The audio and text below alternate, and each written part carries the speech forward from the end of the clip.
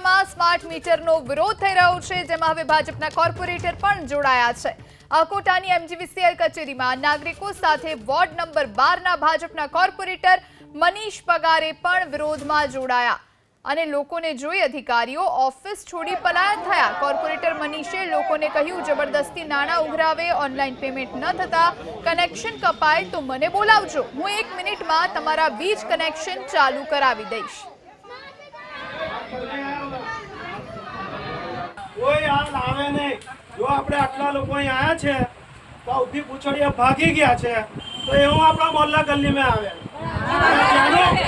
અને જેનું ઓનલાઈન જેનું બી કપાઈ ગયું હોય એ મારો સંપર્ક કરજો, તાત્કાલિક ચાલુ કરાવડા દઈશ। એ તો આ લોકોને બેસવા નહીં દઉં, પણ આપણે કાયદો હાથમાં લેવાય નહીં। આપણે જે લડાઈ લડવાની છે એનું પરિણામ જોઈએ। પરિણામ વગરની લડાઈ ક્યારેય કામમાં આવતી નથી।